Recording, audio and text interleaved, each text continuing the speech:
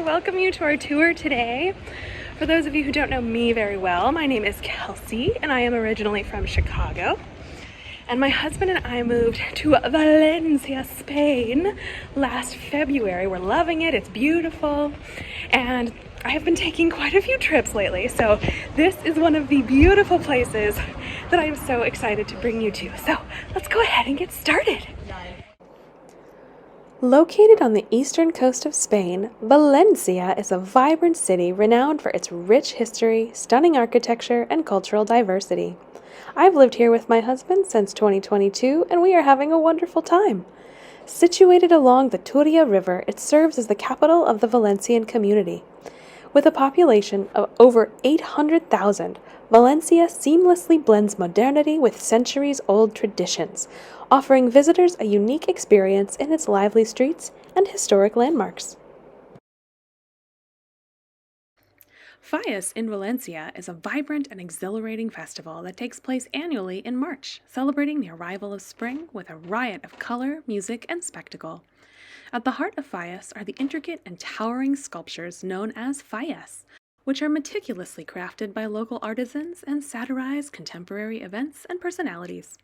These towering monuments, often reaching heights of several stories, are paraded through the streets of Valencia amidst a cacophony of fireworks, music, and revelry.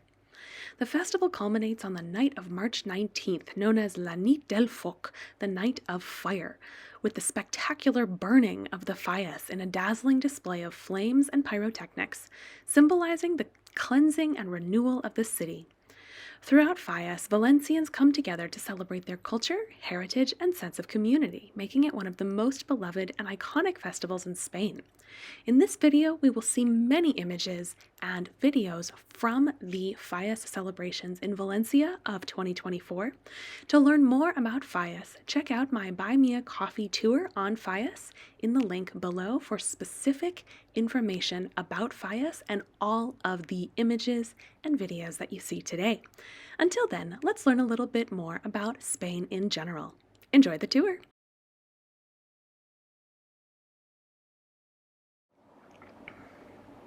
While we explore, let me give you a bit of history on the cherished and iconic Spanish delicacy, Iberian ham. The production of cured ham in the Iberian Peninsula dates back thousands of years, possibly to pre-Roman times. The process of air drying and curing pork was developed as a method of meat preservation. The quality and flavor of jamón ibérico, or Iberian ham, are closely tied to the Iberian pig breed, which is native to the Iberian Peninsula. These pigs are known for their unique genetics, with intramuscular fat that contributes to the ham's marbling and distinctive taste. Traditional methods of curing Iberian ham involve a careful balance of salt, air drying, and aging in natural conditions, as well as caring for the pigs with their unique lifestyle, diet, and care, which contribute to the exceptional flavor and quality of the ham. Some of the ham is aged for several years, resulting in complex flavors. Iberian ham comes in various grades, primarily based on the pig's diet and breed. The highest quality is jamón ibérico de bellota, which comes from pigs that have feasted on acorns, bellotas, during their last months. This diet gives the ham a nutty and rich flavor. The intramuscular fat in Iberian ham is responsible for its marbled appearance and succulent texture. The fat melts at a lower temperature, enhancing the ham's mouthfeel.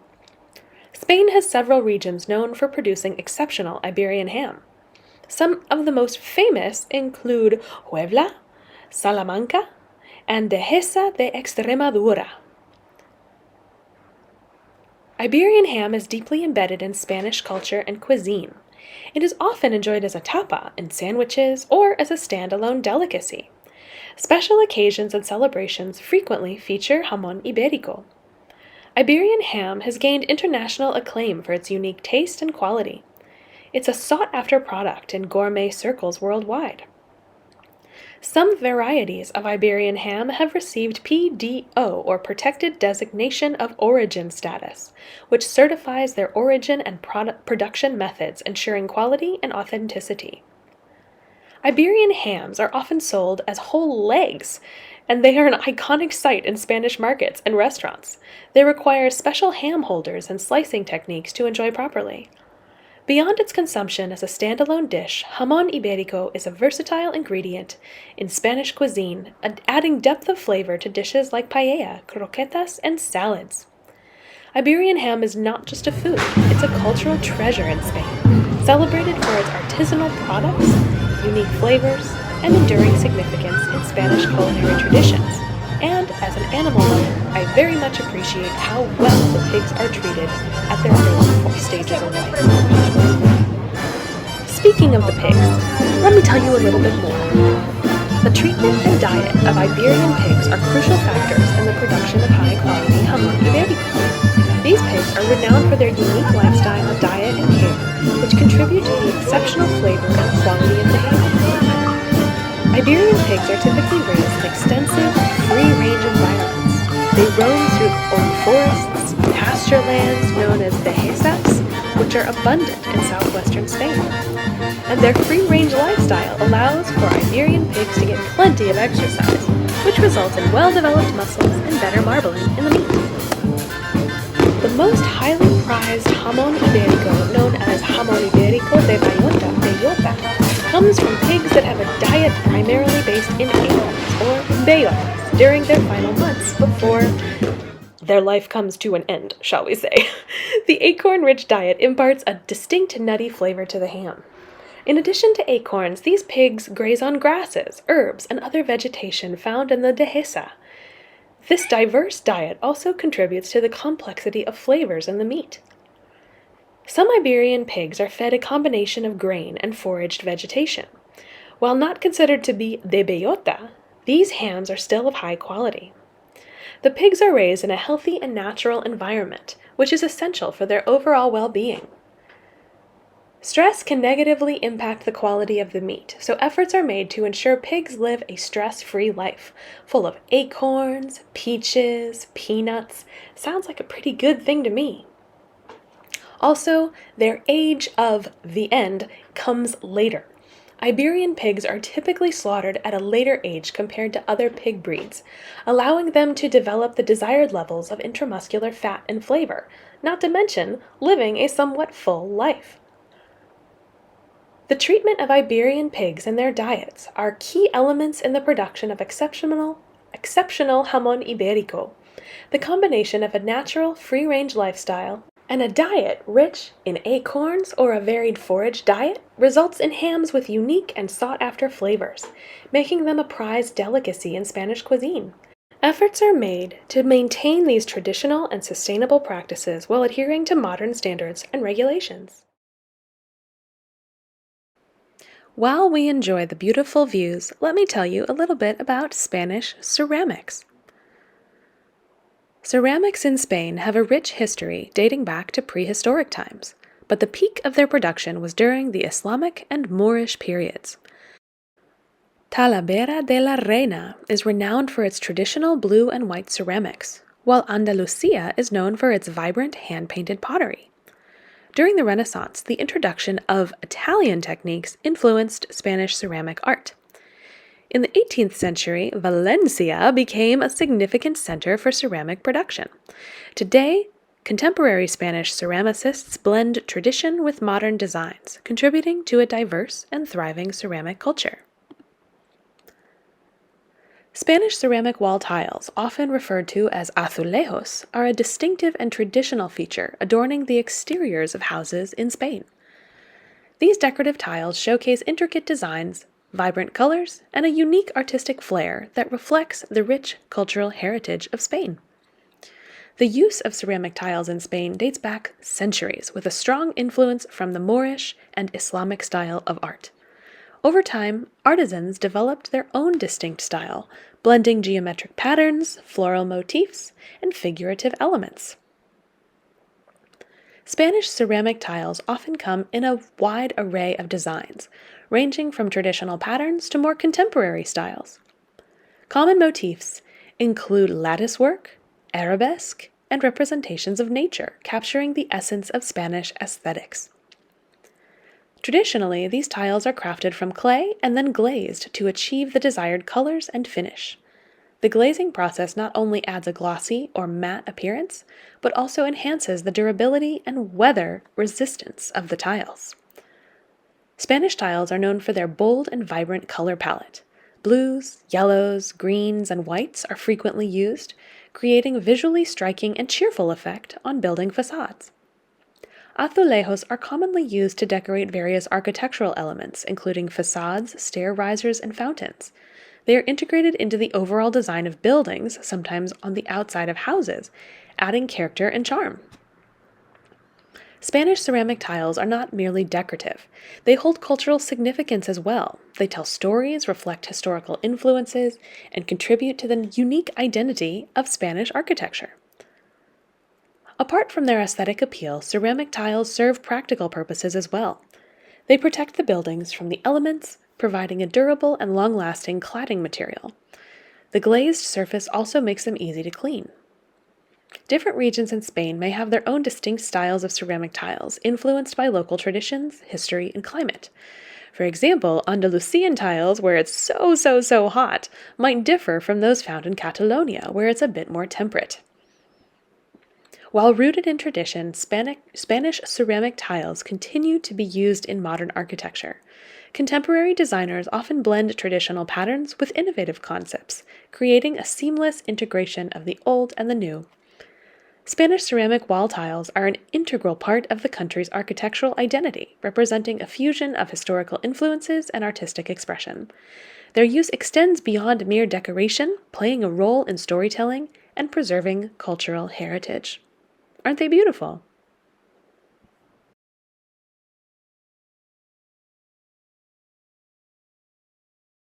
As we walk, let's talk a little bit about the Spanish lifestyle. The lifestyle in Spain is deeply influenced by the country's rich history, which spans millennia. Spain's history includes Roman, Moorish, Christian, and other cultural influences, resulting in a diverse and unique way of life. For centuries, Spain was a global colonial power, shaping its culture and traditions, and today it remains a vibrant and dynamic nation with a lifestyle that reflects its complex past. The Spanish lifestyle gives great importance to family, community, and leisure. Sounds good, doesn't it? The concept of familia, as they say here, is central, with extended families often living close together and frequently gathering for meals and celebrations. I have a friend who is over 30 and still lives with his parents. He says he will move out when he meets the person he wants to marry. It is common here for young people to live with their parents until they move in with their future spouse. Spanish communities, from small villages to large cities, often have a strong sense of local identity, and festivals and traditions play a vital role in bringing people together.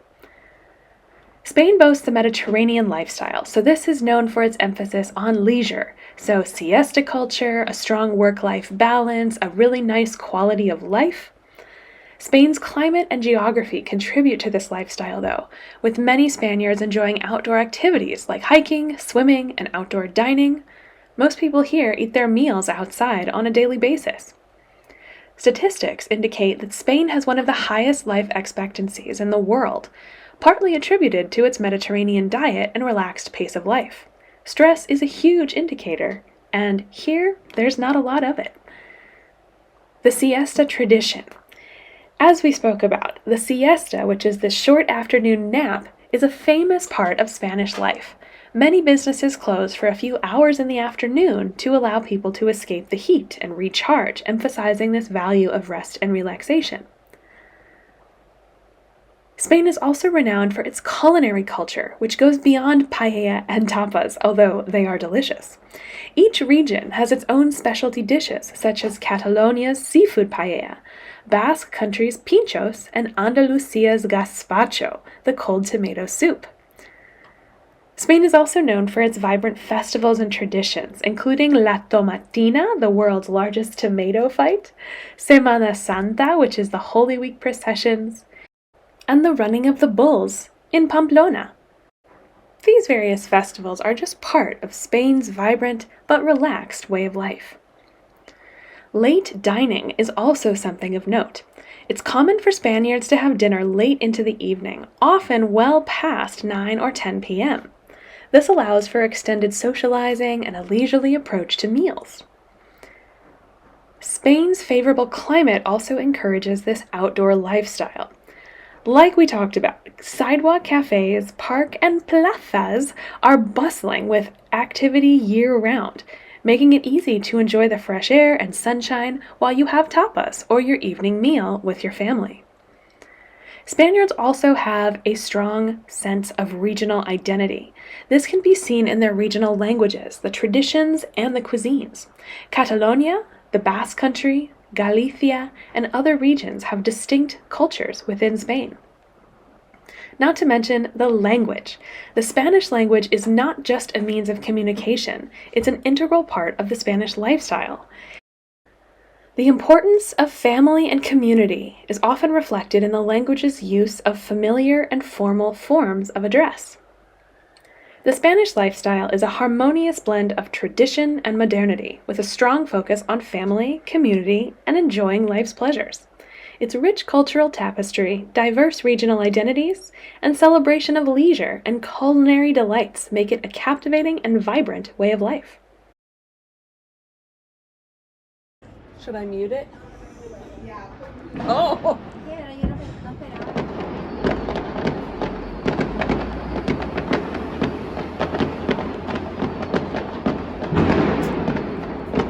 So cool!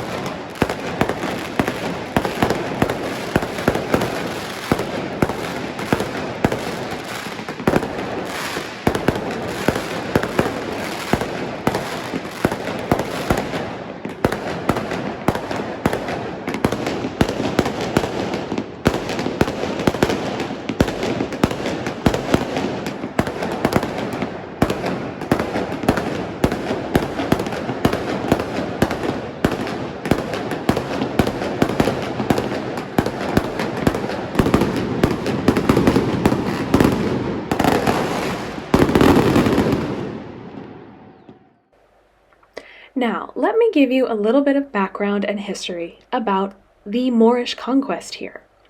Also known as the Islamic conquest of the Iberian Peninsula, the Moorish conquest was a significant historical event that spanned several centuries. It began in the 8th century when Muslim forces, led by Umayyad Caliphate, crossed the Strait of Gibraltar from North Africa and invaded the Iberian Peninsula. The conquest marked the beginning of the Islamic rule in parts of modern-day Spain and Portugal. The Moors, who were of Berber and Arab descent, introduced a rich culture and intellectual heritage to the region. The Moorish conquest had profound and lasting effects on the Iberian Peninsula. It resulted in a period of culture and intellectual flourishing known as Al-Andalus, which is where we get the name Andalusia, by the way, where Muslims, the Jewish population, and Christians coexisted and contributed to a vibrant, peaceful society. This era saw advancements in science, medicine, philosophy, and architecture, with notable figures like Averroes and Maimonides emerging as influential scholars. The architectural legacy of the Moors is still visible today in landmarks such as the Alhambra of Granada and the Mezquita in Córdoba. The Moorish conquest gradually expanded across the Iberian Peninsula, with the Umayyad Caliphate establishing the Emirate of Al-Andalus in the 8th century. Over time, Al-Andalus fragmented into various smaller Muslim-ruled territories, known as taifas, due to internal conflicts. This fragmentation eventually allowed Christian kingdoms in the north to launch the Reconquista, a centuries-long effort to retake the Iberian Peninsula. Now, I found some interesting facts for us about this time. During the height of Al-Andalus, this region was known for its religious tolerance and coexistence. Muslims, the Jewish population, and Christians often lived side by side, and scholars from various backgrounds collaborated on intellectual pursuits. This period is often cited as an example of interfaith coexistence in history. The Moors also left an indelible mark on Iberian architecture. We can see this all over Spain, but especially in the south, places like Alhambra, a great palace and fortress complex in Granada, is celebrated for its stunning Islamic design and intricate tilework. The Mezquita in Córdoba also is a former mosque with a unique blend of Islamic and Christian architecture. The Al-Andalus was a center of scientific innovation during the Middle Ages also. Scholars in the region made significant contributions to fields such as astronomy, mathematics, and medicine. Their works were later translated into Latin and influenced European Renaissance thinkers. The Christian Reconquista gradually reclaimed territory from the Moors, leading to the eventual fall of the Nasrid dynasty in Granada in 1492. This marked the end of Muslim rule in Spain with the surrender of Boabdil, the last Nasrid ruler. The legacy of the Moorish conquest lives on in modern Spain, though, particularly in its culture, cuisine, and architecture.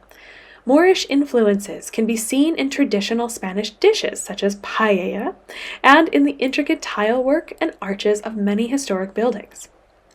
The Moorish conquest of the Iberian Peninsula was a complex and transformative period in history, characterized by cultural exchange, intellectual growth, and architectural splendor. The legacy of Al-Andalus continues to shape Spain's cultural identity and heritage to this day. Some details for you on the Moorish influence on architecture. It is characterized by its distinctive features and intricate details.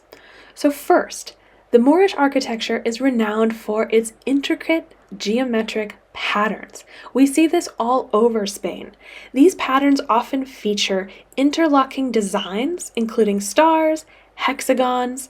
These motifs can be found on tiles, plasterwork, and even in the layout of gardens and courtyards. The arches are particularly beautiful. Moorish arches are a prominent feature in their architectural designs. This horseshoe arch, known as the, quote, Moorish arch, is a classic example. These arches have a distinct shape resembling an inverted horseshoe, and they can be seen in doorways and windows, interior spaces, all over.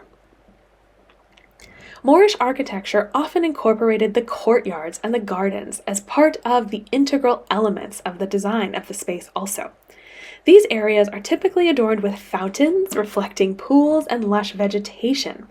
The Alhambra in Granada, for example, is a famous area that exemplifies this concept, with stunning general life gardens that should not be missed. The stucco and plasterwork are also very interesting. Elaborate stucco and plasterwork are hallmarks of Moorish architecture. The intricate lace-like patterns are meticulously carved into plaster surfaces, creating a stunning visual effect. These can be observed on walls, ceilings, and even on domes. In terms of the mosaic tile work, Moorish buildings often feature these zelige in Morocco, which are mosaic tilework patterns. These colorful tiles are arranged in geometric and floral patterns, creating breathtaking displays on walls, floors, fountains, windows, door frames. Very, very beautiful and much more popular than one might think all over Spain. Arabic calligraphy is another significant element in Moorish architecture. Inscriptions from the Quran or poetic verses are often incorporated into architectural designs, lending spiritual and artistic value to the structures. Moorish architecture frequently includes cupolas and domes, often adorned with intricate tilework and geometric patterns like discussed before. These are breathtaking domed ceilings. They exemplify this feature. Many Moorish buildings incorporate fountains also for ritual purification. They're often adorned with decorative tilework and provide a functional and aesthetic purpose. The enduring legacy of Moorish architecture can be seen in numerous structures throughout Spain, particularly in places like Alhambra, the Mezquita of Córdoba, the Alcázar of Sevilla, but also in many more local structures like the town we're in today. The influence of Moorish design elements continues to captivate architects and designers worldwide, contributing to the rich tapestry of architectural history. While we look around, let me tell you the history of markets in Spain. Markets, or mercados, in Spain is deeply rooted in the country's cultural and economic heritage. Known as mercados in Spanish, they have been integral in Spanish life for centuries, with their origins dating back to medieval times. The establishment of markets was influenced by a combination of historical, economic, and social factors. Let me tell you about them. Spanish markets traditionally serve as vibrant hubs, where local producers, artisans, and merchants gather to sell their goods. These markets offer a diverse array of products, including fresh fruits, vegetables, meats, seafood, dairy, artisanal crafts, textiles, and more. The emphasis on fresh and local produce reflects Spain's strong agricultural traditions and the importance of regional culinary specialties. The practice of setting up markets in public squares or designated areas has ancient roots, though, aligning with historical trading patterns. Over time, markets became essential for both rural and urban communities, providing a platform for economic exchange and fostering community bonds. The significance of markets in Spain lies not only in their economic role, but also in their cultural and social importance. Markets serve as spaces for social interaction, cultural expression, and the preservation of culinary traditions. The lively atmosphere of Spanish markets, with their colorful displays and passionate vendors, contributes to a unique and immersive experience for locals and visitors alike. In recent years, there has been a resurgence of interest in traditional markets, driven by a growing appreciation for local and sustainable products. Spanish markets continue to evolve, adapting to contemporary trends while maintaining their timeless role as pillars of community life. My favorite things to buy in markets are spices, local fruits, fresh vegetables, maybe a special sweet treat. What's your favorite thing to buy in a local market? Let me know in the comments below this video.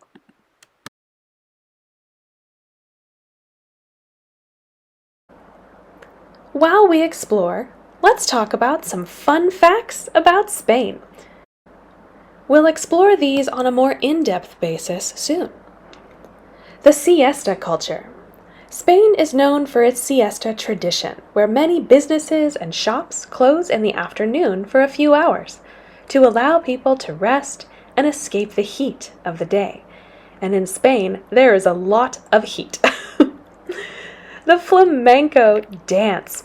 Flamenco is a traditional type of Spanish music and dance style that originates from the Andalusian region. It's famous for its passionate, raw, and expressive performances. La Tomatina!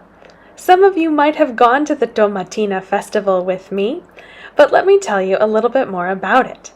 Spain hosts the world's largest food fight, as they say, called La Tomatina.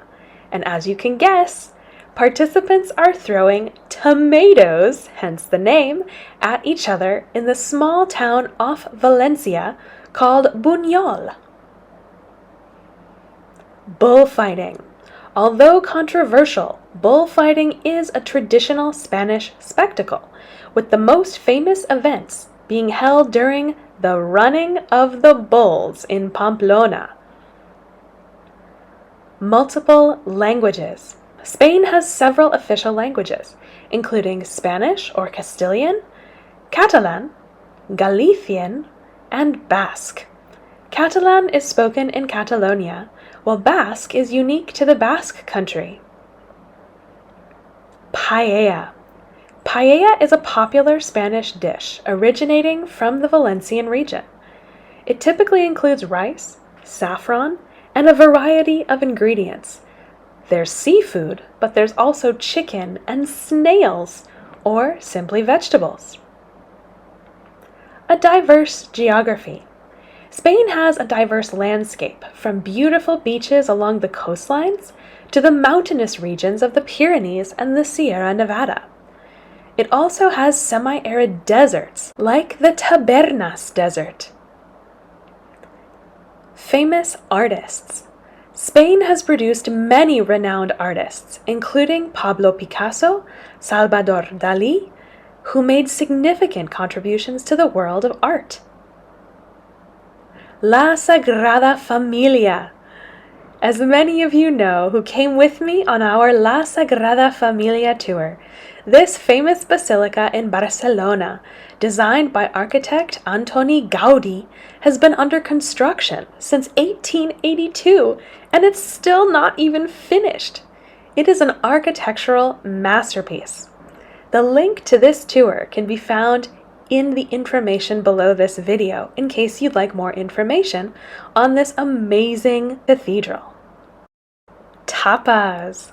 Tapas are a beloved Spanish culinary tradition where small, flavorful dishes are served alongside drinks, and in Spain there are many drinks. It's a great way to sample various Spanish foods. These are just a few of the fascinating facts and history about Spain. A country rich in culture, history, and tradition.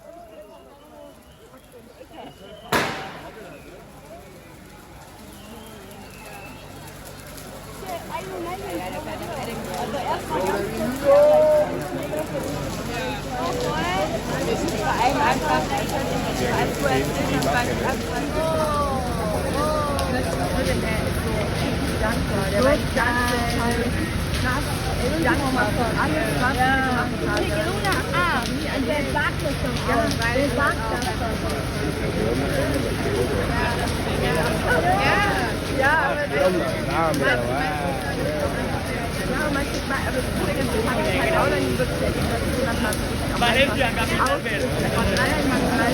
Und mit ja. Und egal, und es ist auch egal, was daraus wird. Genau. Du auch. Frauen, viele Erfahrungen. Einfach mit so Menschen, die mich so ein krasses Selbstwertgefühl gegeben haben. Der war auch zu mir so, also krass, alle Menschen als nur noch zwei wir meinen auch so viel hat.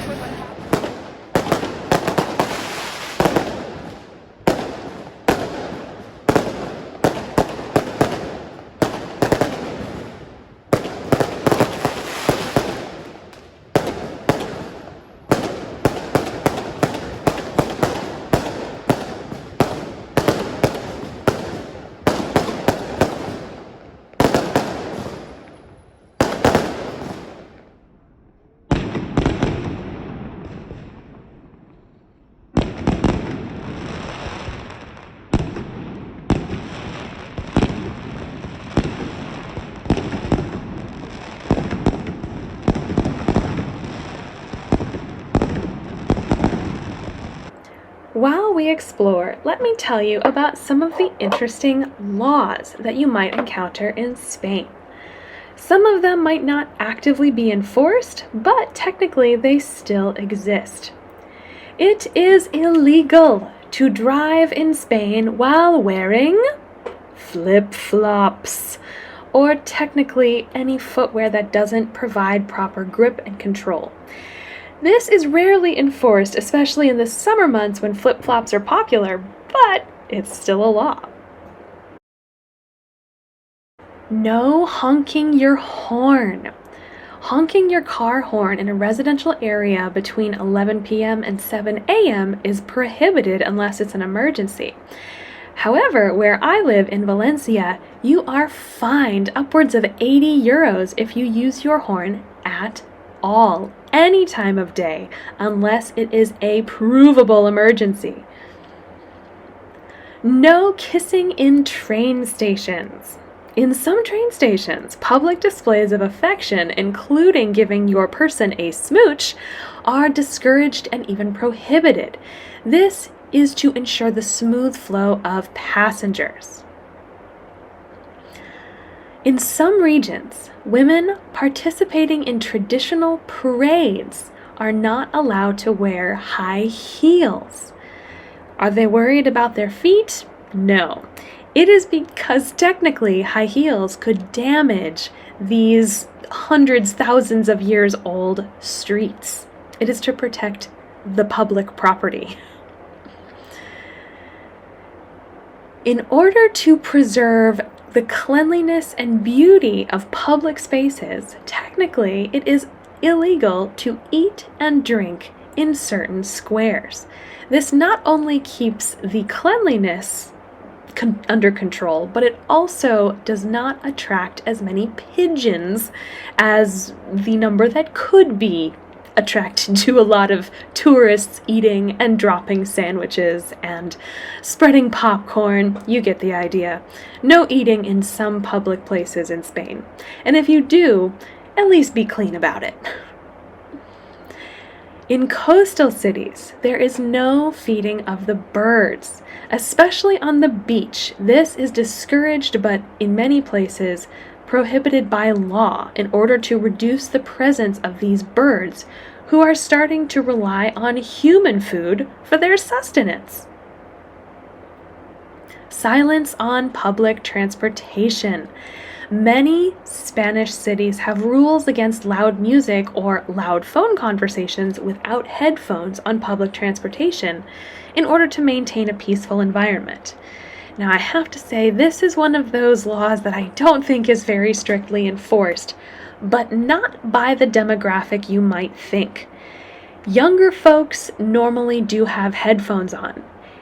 It is often the retired folks or the grandparent generation who are possibly losing their hearing, and they don't realize that their cell phone is on speaker and that they are shouting into their phones. Last but not least, you are not allowed to fish with explosives. Fishing with dynamite or other types of explosives is, of course, illegal, as it poses significant risk to marine life and safety. As someone who does not fish, I did not know that we needed to make a law for this. But alas, here we are. So remember that while these laws might be on the books, enforcement can vary, and some may be rarely enforced, and maybe that's for the better. It's always a good idea to be aware of local regulations and customs when visiting or living in a particular area when you travel.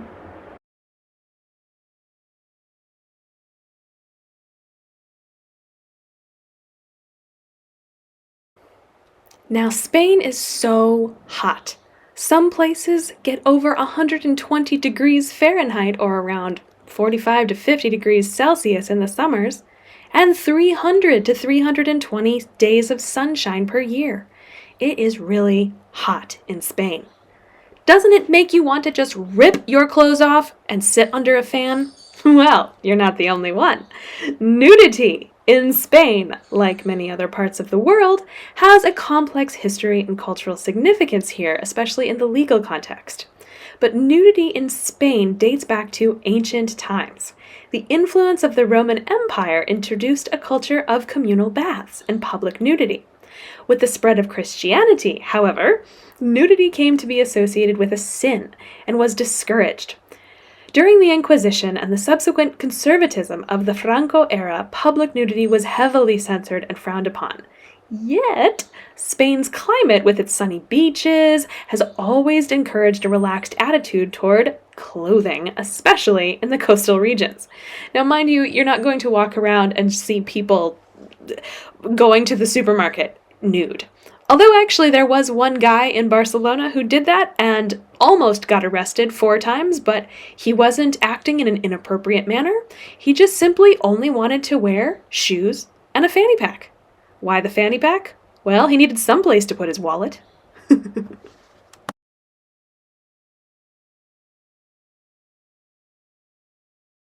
As we leave behind memories of laughter, camaraderie, and unforgettable spectacle, we bid farewell to Valencia, this city pulsating with energy and tradition. Until we meet again amidst the vibrant streets and spirited celebrations of Fallas, let the spirit of this enchanting festival guide us, reminding us of the beauty of shared moments and the joy of coming together in celebration. Adios, Valencia, until next year's Fallas beckons us once more. And again, for more in-depth information on Fallas, check out my tours on Buy Me a Coffee in the links below, where there is a specific tour, 1 hour full of information solely about Fallas, all of the traditions therein, and some beautiful views with stunning dresses and incredible sights. Looking forward to seeing you there.